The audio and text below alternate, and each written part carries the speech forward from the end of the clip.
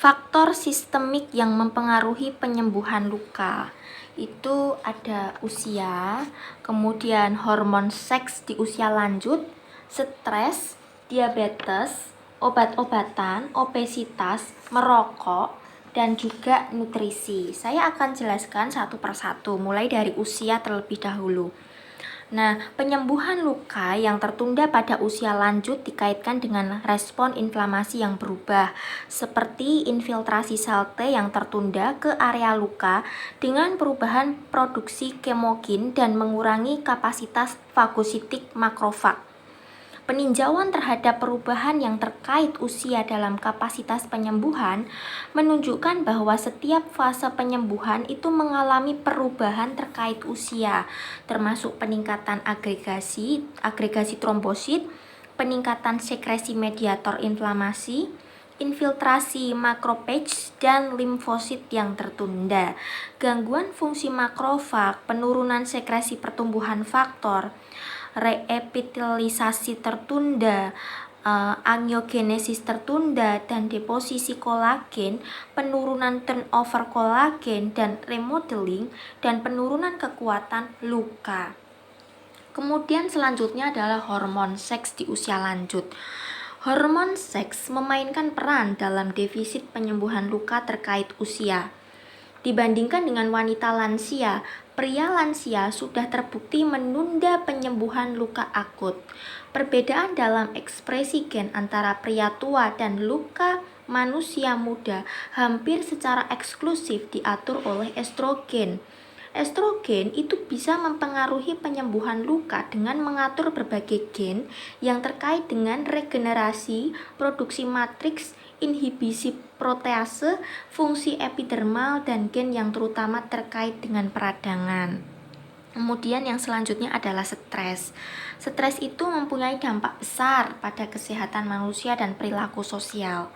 Banyak penyakit seperti penyakit kardiovaskular, kanker, penyembuhan luka, dan diabetes berhubungan dengan stres. Sejumlah penelitian telah mengkonfirmasi bahwa gangguan akibat stres dari keseimbangan imun neuroendokrin mempunyai konsekuensi serius terhadap kesehatan. Stresor dapat menyebabkan keadaan emosional negatif seperti kecemasan dan depresi, yang pada gilirannya dapat berdampak pada proses fisiologis atau pola perilaku yang mempengaruhi kesehatan. Selain berpengaruh langsung pada fungsi endokrin dan kekebalan tubuh, individu yang stres lebih cenderung memiliki kebiasaan yang tidak sehat, termasuk pola tidur yang buruk, nutrisi tidak memadai, kurang olahraga, dan kecenderungan lebih besar untuk penyalahgunaan alkohol, rokok, dan obat-obatan lain. Semua faktor ini dapat berperan dalam memodulasi respon penyembuhan secara negatif. Kemudian yang selanjutnya adalah diabetes. Situasi hipoksia berkepanjangan yang mungkin berasal dari perfusi yang tidak memadai dan angiogenesis yang tidak memadai, merugikan untuk penyembuhan luka. Hiperglikemia juga dapat menambah stres oksidatif ketika produksi ROS melebihi kapasitas antioksidan.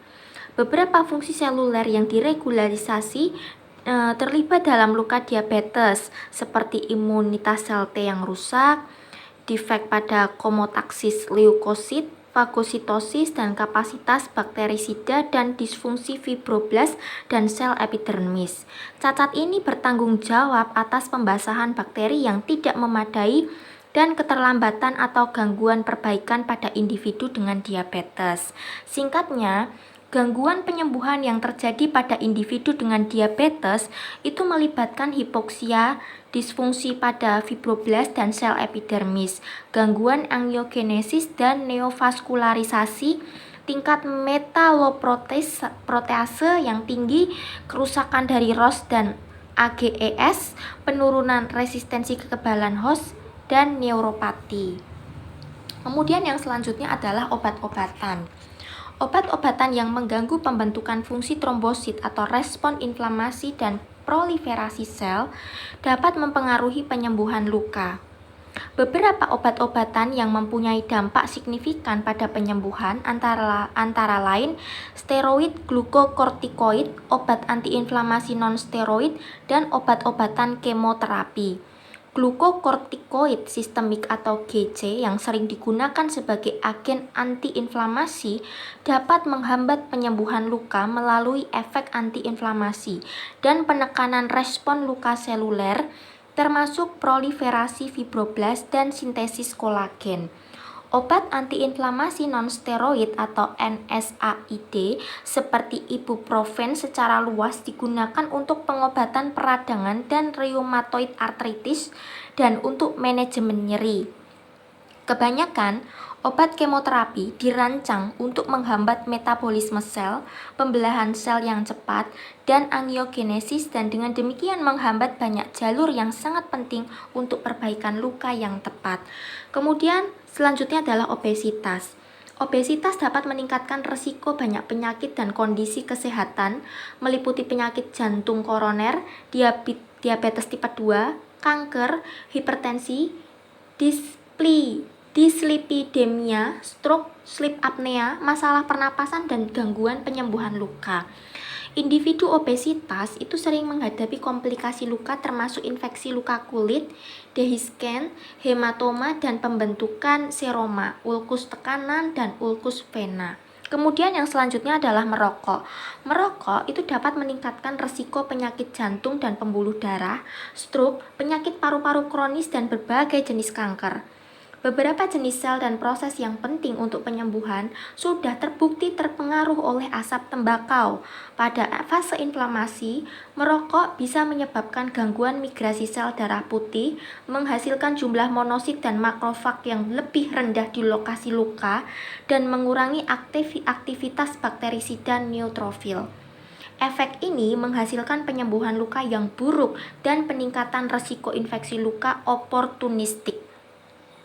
Selama fase proliferasi penyembuhan luka, paparan hasil asap menurun migrasi fibroblast dan proliferasi, mengurangi kontraksi luka, menghambat regenerasi epitel, penurunan produksi matriks ekstraseluler, dan kesal dalam keseimbangan protease. Kemudian yang selanjutnya adalah nutrisi. Kekurangan gizi atau kekurangan gizi tertentu dapat memiliki dampak besar pada penyembuhan luka setelah trauma dan pembedahan. Pasien dengan luka kronis atau